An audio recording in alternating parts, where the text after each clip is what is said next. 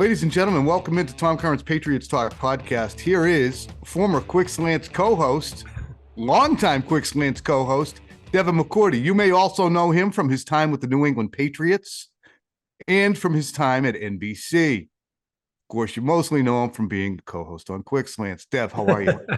I'm good. I mean, it's a great 2 days for me. Yesterday, I went on the Kay Adams show. Today, I'm on with Tom Curran. It's like Quick Slants reunited. We just need Nate somewhere in here, and we're good to go. You know what's funny is when you and Kay would get together, it would kind of be a little bit of a conspiratorial situation with you two in the studio where you'd be laughing. I'm like, what are you guys laughing about? Never mind. Never mind. And I was like, it was young people talk. Don't feel it bad. was young people talk. And I would say things that I thought were either informative or generally amusing, and they would just exchange looks. It was And good they would times, man. It was really in good essence times. say old people talk was basically the upshot of that. Let's cut to the chase real quick on the draft. How can you tell when a rookie walks through the door as to whether or not he's got the correct makeup to hit the ground running in the NFL? So I think what I liked about the Patriots draft, even before we get into it, I think you can't draft all the same guys, right? You draft some guys that when they come in right away, I'm like, this guy's sharp. You know, the Jawan Bentleys of the world that come in and I can see leadership on them. I can see, everything about him that's just ready to go, that I'm like, all right, this guy's going to lead in the future. He's a guy that they're going to need in this building. But then you get other guys who are just dogs, guys that you don't realize maybe till you get on the field, leadership, they might take a while to pick some things up, but you realize right away, all right, this guy can play football. Jamie Collins comes in. We knew right away in the beginning of his career, Jamie's not going to probably be a leader. He was quiet, but then you got on the field and you were like, damn, like this dude. And then in that same class, you had Logan Ryan and Deron Harmon, who were more kind of low key.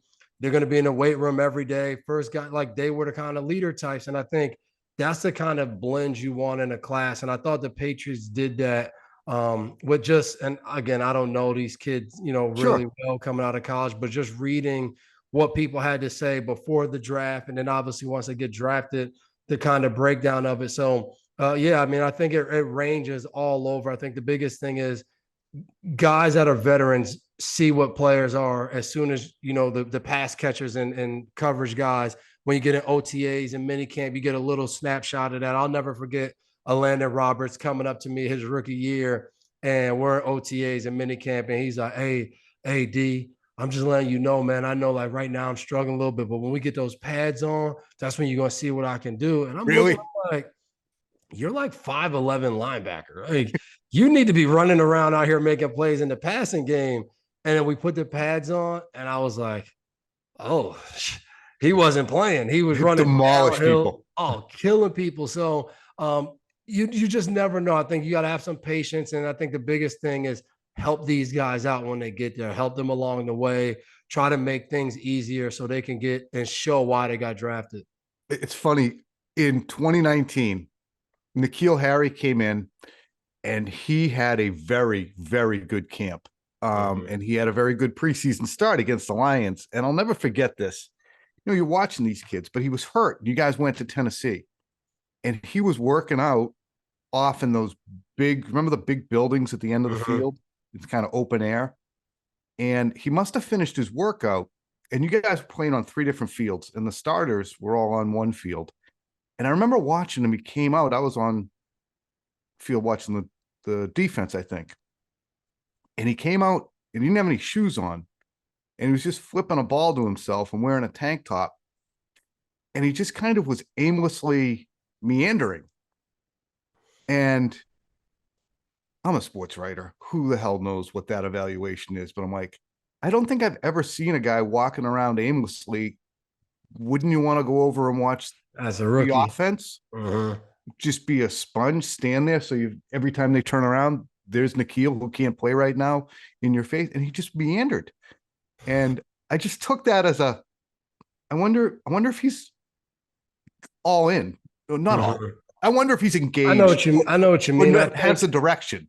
And I think that's the thing with like the maturity of guys that come in, right? You get some guys that for their whole life they've been the guy. Sometimes they've never been hurt. They don't fully understand what to do with that. Then you get some guys who come in, and to me, this doesn't matter what round you're drafting. I think sometimes when people watch the draft, they get these notions of like this first round pick.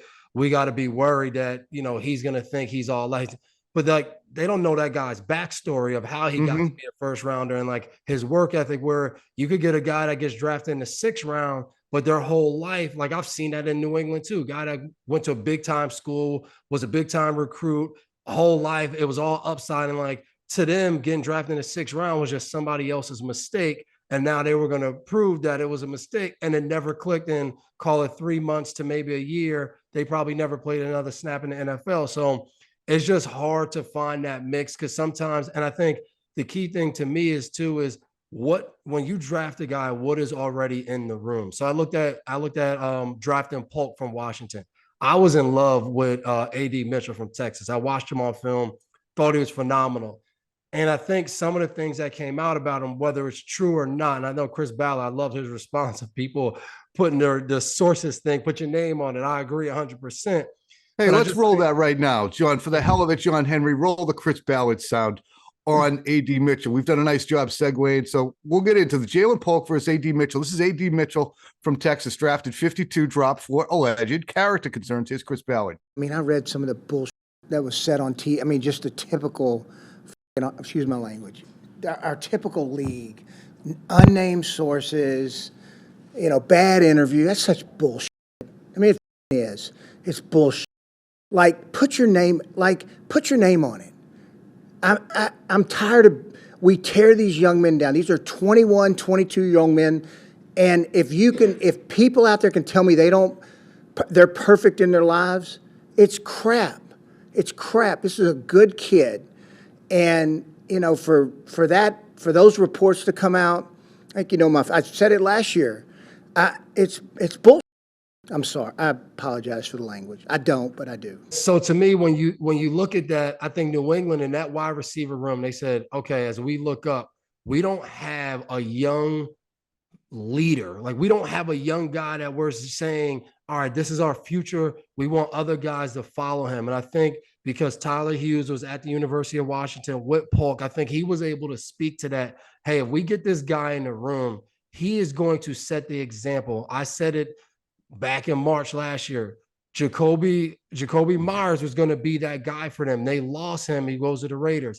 You lost Edelman the year before. Like you need a guy that when other guys come in, they say, okay, that's how I'm successful. And I think Polk fits that for them now as they try to create just more leadership overall on the whole offensive side of the ball. Hunter Henry, David Andrews, and then you're kind of Ramondre, yep. Like those guys have to now step into that. Ramondre has to become more of a vocal leader. He has to do all those things yet to be seen. I think Kendrick Bourne being around and being there full time, I think he has great leadership traits, strictly energy, what he brings day in and day out. The whole offense can say, we need to be like KB, but I think that they're trying to find more of that across the board. You made that was one of the first things you said last year to me when Jacoby Myers moved on was none of these guys who are here, you weren't demeaning them or deriding them. You were just saying none of these guys really understand how we do things here. You've just removed Jacoby, and it's not like he's a massive out in front of the room leader, but you have to have an institutional knowledge of what the expectations are. And in turn, it was Devontae and Juju and Booty and just Taekwon.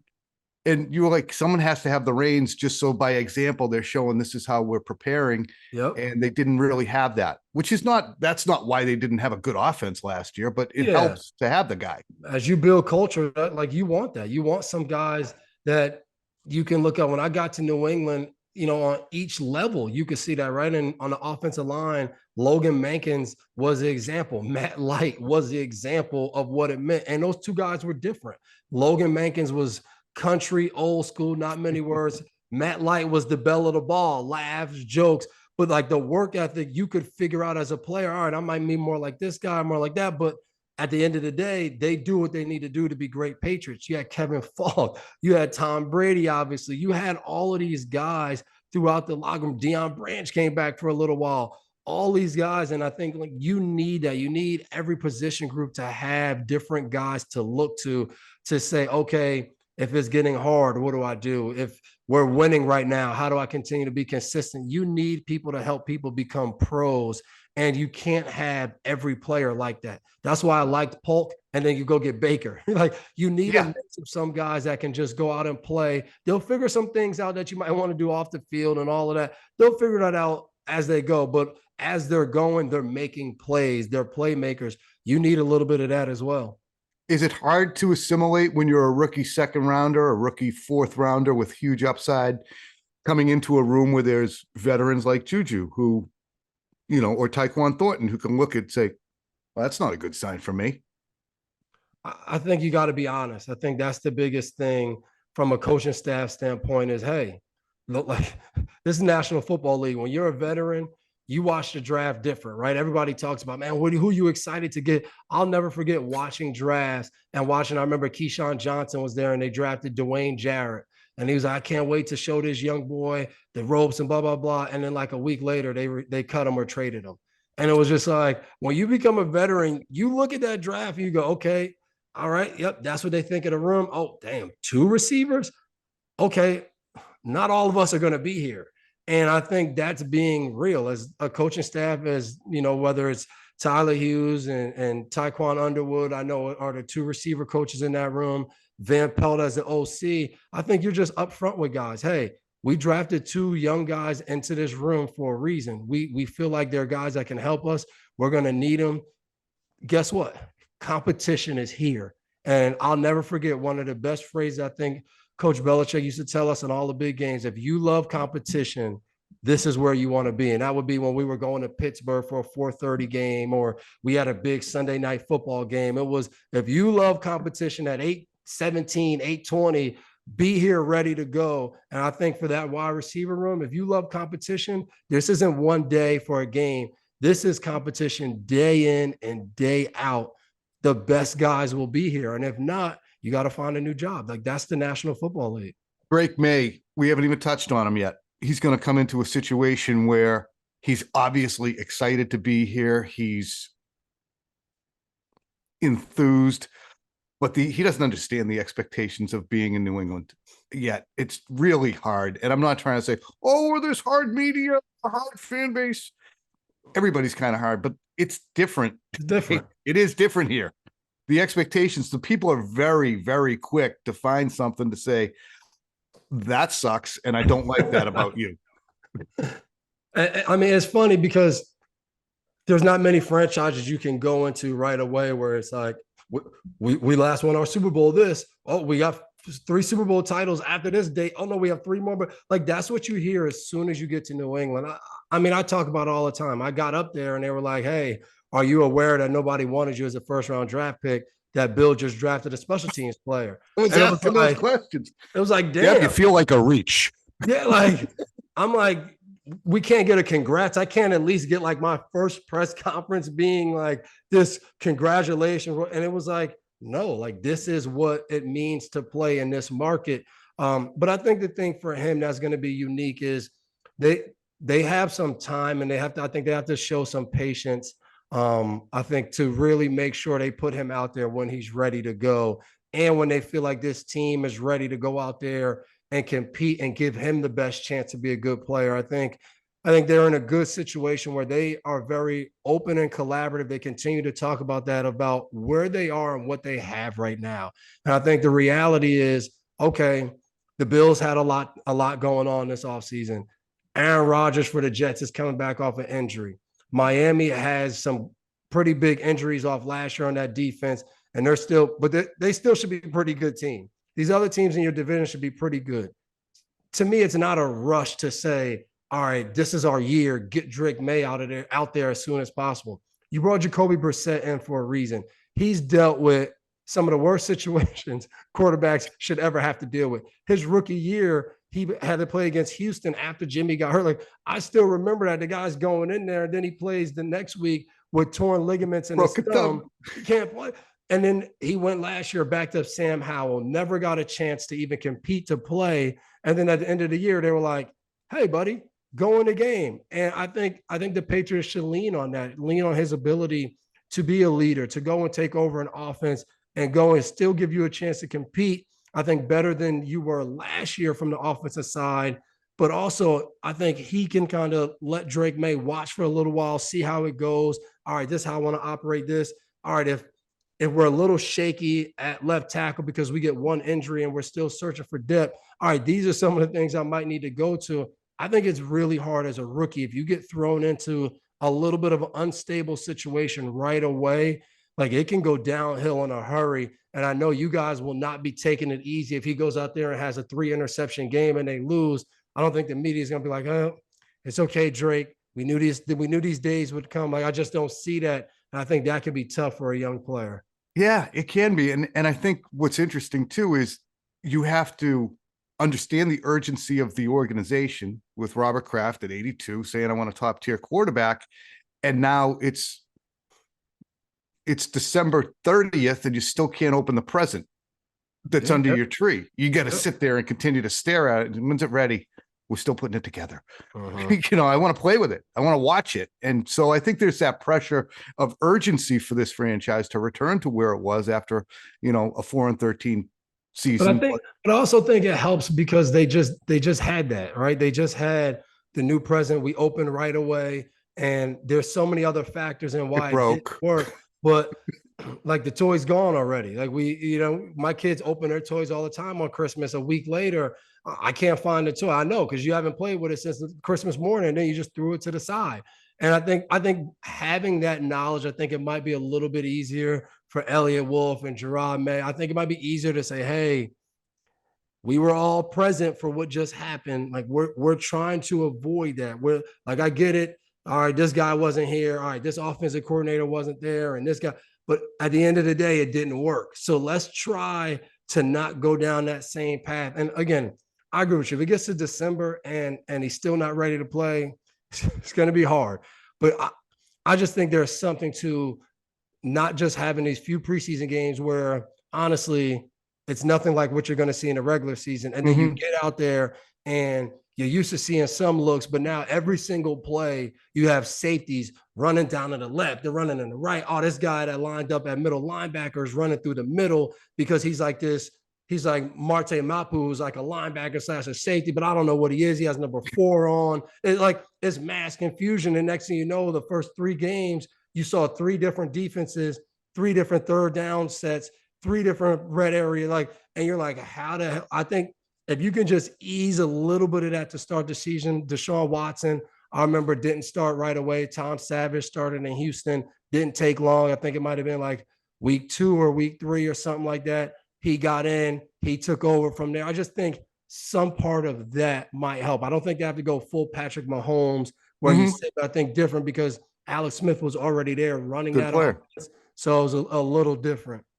Would you ever consider, and I'm just thinking of this as you're talking, giving the kid, like, not right away, but say week 4, sometime in October, go give him a series. Give him a series midway through the first half. I mean, you don't have to pretend, or does that hold the whole team hostage who's trying to win the game for themselves and say, what are we doing? Are we trying to win? Or are we just trying to, everything's about Drake? I mean, you could go and give him some quote unquote minutes, but you can't do that in the NFL. It's hard. It's hard. And everything is about Drake. So the team needs to realize that. And I think, again, coming off of last year, those guys on defense are probably willing to do anything. You're losing games 6-0, 10-7, 10-6. Like, you sit here now coming in the next year, if it means not starting Drake Maye right away because when he gets in later, he'll be better. If I'm a defender, I'm like, hey, do it. Because the last thing I want to do is jump right back into we have to hold teams to 0 points. Forget 3 points, forget 6. We got to hold them to 0. And I think that kills a team more than anything. Even if you're going to put a guy in the middle of the game and then take him out, if it works, then guys won't be mad. But if it doesn't work, I think you put yourself in a tough situation. So I would avoid doing that. I think there's an element of if a game gets out of hand and you want to get them some snaps at the end of the game, or if a game's not going well in the second or third game, and you're like, all right, we've seen enough in practice over and over again, because he's going to start to get looks in practice with the defense. He's going to get a whole training camp with the defense. Gerard Mayo, defensive-minded coach. Hey, start off with the offense, right? Well, no motions, no anything. Hey, defense, all out blitz today. Like that. That's the element of having a defensive head coach. It's going to be harder on the offense, I think, through training camp, which should help Drake Maye. You guys went after Mac pretty good with throwing a lot at him in 2021 that was advanced, didn't you? Yeah, and I think like he's a guy that now is like, oh no, it was bad, it didn't work. But when we were in training camp, I was highly impressed. 2-minute drill, like when we got into 2-minute drill and Cam had the whole COVID thing and Cam wasn't there, we were in our full 2-minute drill. I'm the one calling the plays. Like we're dialing it up. It's the second down, the clock's moving, we're going all out blitz, and he's just handling. I'm like, okay, like it's only 2 weeks into training camp. This kid's showing that he can hit. So I think you start to see that. You got to get a feeling of, okay, this guy's here right now. And I think New England will do that. I think they'll start to see, okay, Drake Maye's here. Okay, where's Jacoby at? Okay, if Jacoby's here, Drake Maye's here. I think a certain thing too with us is when Cam Newton came that second year, it's kind of his first year fully getting into what we wanted to do. And I think the differences of, so I think you saw there was a little bit of an element of like, all right, these guys aren't that far apart and actually like picking up the offense, play and what they could do on the field. Yes, Cam Newton and what he could do was way above Mac Jones, but I think the understanding of the offense, I think they kind of started on an even playing field of trying to figure out, all right, this is what we're going to do in this new year, compared to when Cam came in 2020. It was like, man, we don't have time to fully go through this. We're going to do and work off your strengths, and we're going to go from there. And I think this will be a little different because Jacoby already has a head start in this offense. He was with Van Pelt 2 years ago in Cleveland running this offense. So I think that will be, when you watch with your naked eye, the coaches, the defense, is like everybody watching, you should get a vibe. And I think if Drake Maye, if you start to see day one and you guys will be there every day and like you keep seeing it get better, then it wouldn't be crazy to be like, hey, he's done it. Let's throw him out there day one. I mean, he's going to have some hellacious practices in July and August. There's going to be some. He just threw his 6th pick. You know, he just hit the goalpost from the 20 on. And if they do joint practices, because now you get used to seeing one defensive scheme, and then let's say one of your preseason games is against a team that runs a totally different defensive scheme. So then it's like, all right, here's a new adjustment. Here's something new that you haven't seen. You've only seen us do this a little bit on cards with our defense looking at a card and trying to do it. But now you're going to actually see people who do this day in and day out. All right, this is a whole nother defense. I think there's an element as a young quarterback. You have to see that. All right, yesterday it was this. These were my rules. This is how I executed. Today it's brand new. Oh yeah, and that's just on first and second down. On third down yesterday, that was different than what's on third down today. And then we're going to go down to the red zone, and there's going to be some little similarities. Some, like, once you start getting in those situational things where what we say when we watch quarterbacks is all that matters, right? Tom Brady's the GOAT because in the fourth quarters, third down, red zone, he was like so efficient where he had no incompletions and it was just like, wow. So you want your quarterback to have a good feeling in those moments before you just throw them out there to the wolves.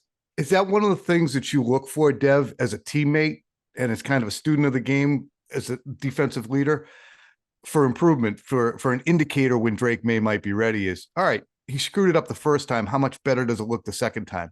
Or the third or the fourth? And that's every player, every young player, that when they tell you that it's not a lie, you have to make mistakes. You're going to make mistakes. How many times do you make the same mistake? If you can avoid doing that, you start to build and get better as a player. But the biggest thing I learned when I was in NFL was consistency.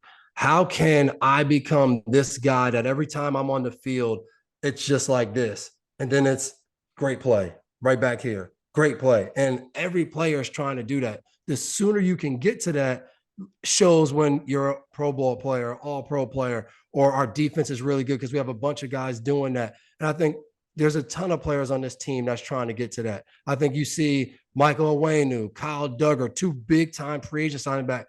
Those guys, as young players, they're, those guys now need to be at that level, and there's no more like trying to build to that second contract. You're the veteran leaders now. They're going to need them to be that. So then the other guys who are trying to get to that see the example. Okay, that's what this guy's doing. He's so consistent. I gotta be more like that. Mm-hmm. So I agree 100%. I think that's what Drake Maye will have to do. Bill used to always say, we got to stack good days together. It doesn't mean the day is perfect, but overall, stacking good days builds consistency.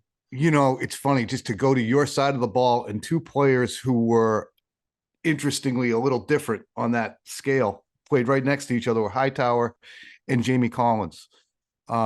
Hightower, like this, boom, just a sick play and then return. Mm-hmm. And Jamie could have what appeared to me from a layperson, he could have breakdowns, mistakes, go to the wrong spot, be over aggressive, and then just make a play that few on the planet could make.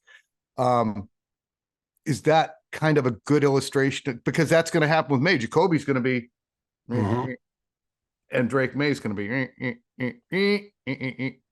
And it's different, right? Because Hightower next to Jamie, it's a great duo, compliment. Right? Because we got this guy who is a good player, great player, Dante Hightower. Like Mayo and Spikes. Exactly. Not the most super freak athlete, but he'll knock your head off. He's going to play the position right, and he's going to line other guys up. Jamie, hey, we don't really need you to do all that. You're a freak. Go be a freak. Day in and day out, go be a freak. Whereas quarterback's different. Like, we really can't have you have dips at quarterback, because what is that dip? Is that dip a pick 6? Is it a strip sack because you held the ball on a 3-step? Like, we need you as soon as you play, no matter how young you are. We need to get you to consistent here, then the consistent here, then we need your level to be getting better. But no matter what level you're at, we need you to be consistent at that level. We can't have the just really bad plays that end us, because it's the same thing at, I mentioned Duggar at safety, because safety, we need you to be a little bit more consistent too, because as Bill used to famously tell me all the time in the meeting room, Devin, just look behind you. Just look. If you don't make the play, then who? Who makes the play if not you? You're the last line of defense. So to me, like, depending on positions, whoever Christian Barmore, Devon Gottschalk, go crazy. Whether you're consistent or not, whether you're in your right gap, the coach is going to care the next day in the meeting room, but during the game, nobody cares, because there's plenty of other people behind you to make the play. And I used to love sitting in our meetings because it would be annoying to hear that, but it's the truth. Like, certain guys can't do that. They can't play that way. Dante Hightower, what he brought to the team, he couldn't play that way. Mm-hmm. We needed him to be consistent. We needed him. Jamie, for what he brought, jumping over freaking people and blocking kicks, we needed him to play free and loose and not feel like he had to be perfect, because he then, like you just said, made plays, for one, that helped win the game, and plays that literally in the whole NFL, he was probably one of the 3 guys that can make it. So it's understanding. Then I think it's roster building. It's putting a team together where all of that stuff makes sense and blends well together.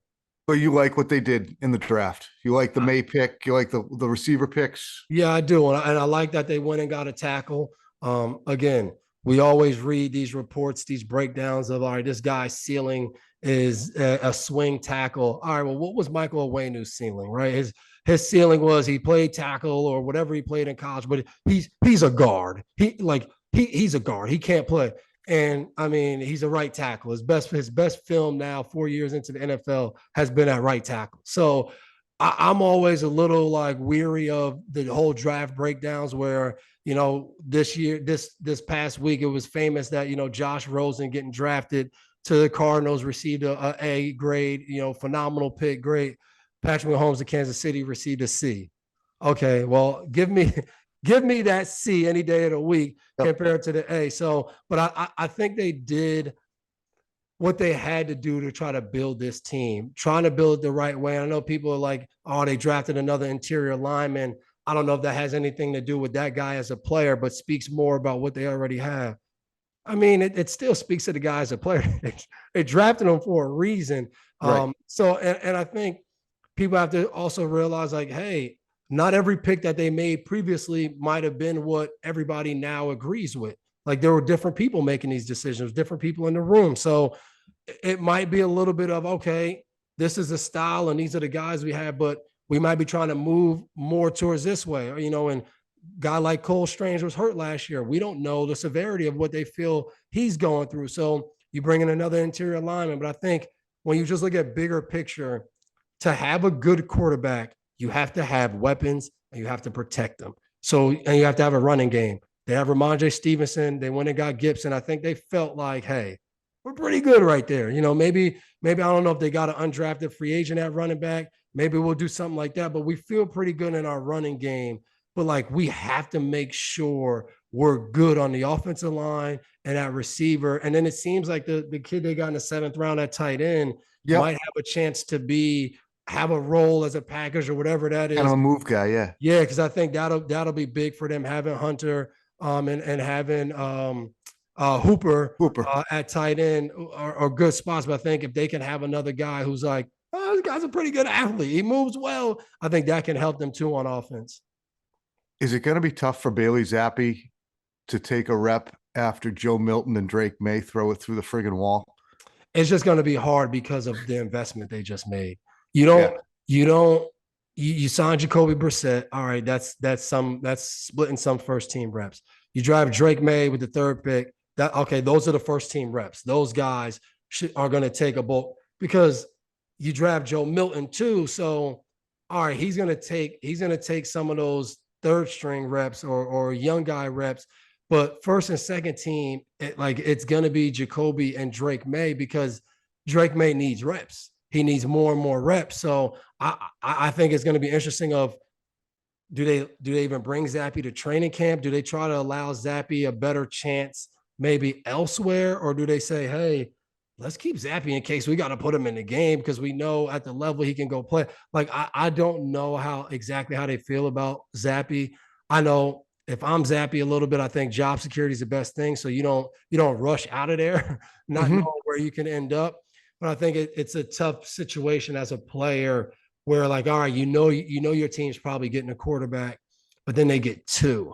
So now it's like, okay, I'm the 4th guy in the room. And then it's a reminder. I know it's not realistic, but Tom was the 4th guy in the room at one point too. But I think the difference is Tom was the 4th guy as a rookie. When you're a rookie, it's okay. So Joe Milton will be considered really the 4th guy in the room right now. But if they like Joe Milton enough to say we want to develop him, that means Joe Milton's going to get every practice squad rep during the season. So it's like, all right, well, how does Zappi fit in to Drake Maye getting a lot of snaps in practice to prepare? And also, if Jacoby's playing, him to get snaps to play. And even if he's not playing and he's going to be the backup to Drake Maye, he's still going to need snaps to be the backup. So I think it will be hard. I think it's going to be hard for them to find snaps to give to Zappi, which if they can't, I hope he's able to go elsewhere and try to fight for a role on a team and not have to stick around and just know you probably won't have a role. I mean, we see it year in and year out. By the time December rolls around, this half the league is 3 deep at quarterback. Cleveland was 5 deep. So there'll be opportunities. Dev, last thing, be irresponsible. What's the grade for this draft? Oh, I don't know. No one likes a grade. I gave a B+. You know why? I'll tell you why. You can think about this why I tell you why. Because they should have traded down. They should have taken J.J. McCarthy at 11. They should have taken Xavier Leggett at 23. They should have traded back with the other first-round pick that they got from Minnesota, traded back and gotten an offensive tackle, and then still at 34, you could still take Ja'Lynn Polk. So that was my solution to everything. Trade back, take J.J. McCarthy. You know why? Because J.J. McCarthy is a better quarterback now than Drake Maye, and he's going to be a better quarterback in 2024. So your whole thing is you think J.J. McCarthy's better than Drake Maye? He is at the moment because he's fundamentally better. He reads defenses better. He's a hell of a lot more accurate, and he's faster. And his arm is pretty close to just as good as Drake Maye's. People are under the impression he doesn't throw it So the hard thing for me is I watch a good amount of college film watching corners. Oh yeah, you did.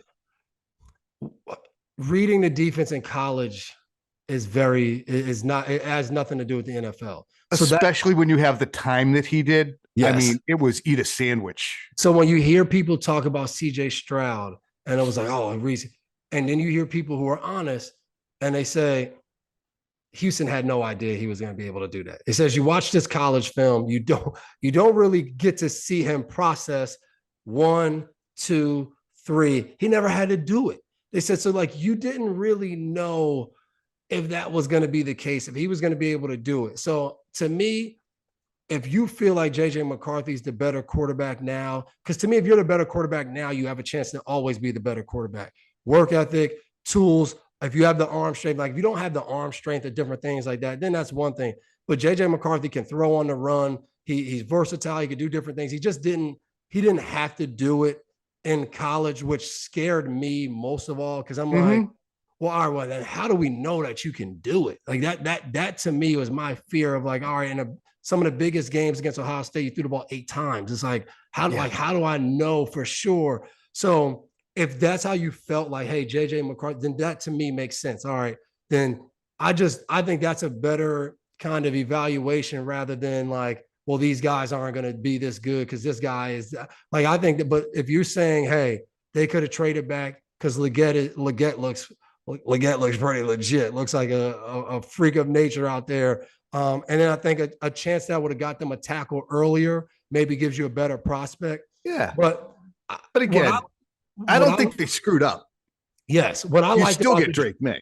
What I liked about the Drake Maye was it's this new beacon of hope for this team. Like you finally, like you have a guy in here after just 2 to 3 years of just like Brady left and it was just like, what are we going to do? Then Matt comes in and you have 1 year, 2021, where it's like, we're set.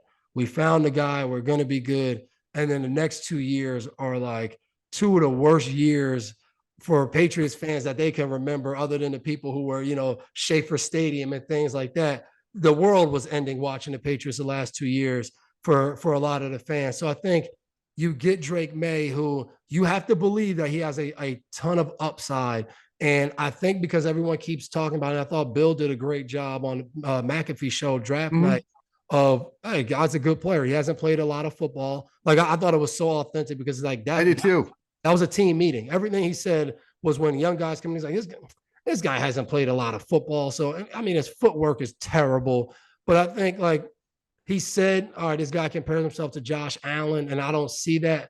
But if we're being honest, when we first played against Josh Allen, it was this guy, like, he's doing what he did in college, bad decisions, running. There's nowhere to run, but he's running. He just thinks he can throw and force the ball everywhere. So like there's some similarities, maybe not the footwork, but to me, there's some rawness about both of these guys that people are saying, but then people are also saying they have some elite talent. They can do some things. So that's what I liked about the Drake Maye.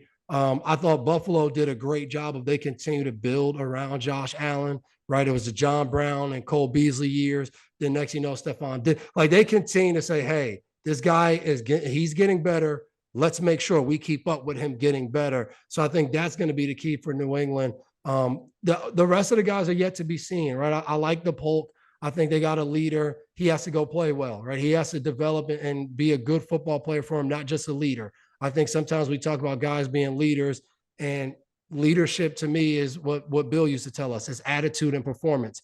You have to have the right attitude, the right energy, show up every day, but you have to perform, right? You can't, like when we say leader, I think sometimes, oh, that's good, they just got a leader. No. Our leader has to be a good football player too. Like we need that. We need him to lead in that category. So I think he has to be that. And then I think they need some of these guys to kind of be better than you anticipated. I think that'll be a big part of Jaheim Bell can be a tight end that can be a little bit better, and Baker can, perform miracles like Jesus and take guys who couldn't walk and couldn't stand and pull them out of their wheelchairs. Then you're hitting, but they need that. They can't have in 4 years Drake Maye and maybe one other guy from this draft. Yeah. And that's what they can't have. You can't be ambivalent on how well Drake Maye did. Dev, kept you way longer than anticipated. That's because you just This always happens. We have a good time, man. We do. The kids have a good time. Hey, congratulations on the new house. Appreciate it. You too. Thanks, buddy. I'm gonna go downstairs and put in a golf simulator in the garage. You have a golf simulator now. So now you can't be trash at golf. That's the problem. You can't be bad and have a golf simulator in your garage. And that's the funny thing about that is if you are bad, you should have a golf simulator so you don't keep being bad. But if you're bad and you have a golf simulator, people are like, you suck. Why do you have a golf simulator?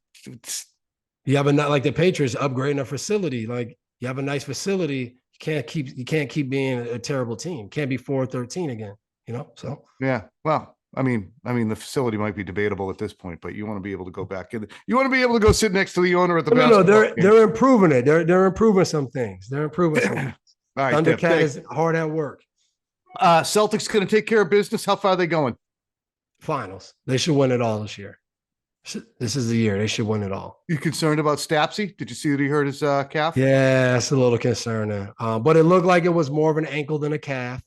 So hopefully turn the ankle a little bit, rest it. Should get some good rest. Don't play. I kind of wanted him out. He started limping like 2 minutes before, and I'm like, get out. I saw get that. Out. Get out. Yeah. And then the hand went up. Like, oh no. That'll be a tough break if he can't go, because Al played 30-something minutes. Not ideal. I feel Al. We've all played as we were older. It's hard to do that day in and day out. No, it's not. Not for me. Yeah, you're playing at should we go into it? One of the times I was in Boston, I'm at a bar and the guy comes in. He's like, "You're really cool with Tom Curran, right?" Man, he's a stud in basketball. And right then and there, I understood the league that you play and had a lot of exactly. Ask Phil about it sometime. You'll be dying laughing. He showed up for noontime pickup. He'll tell you all about it. All right, buddy. Thank you so much. No problem, man. Good to talk to you. You too.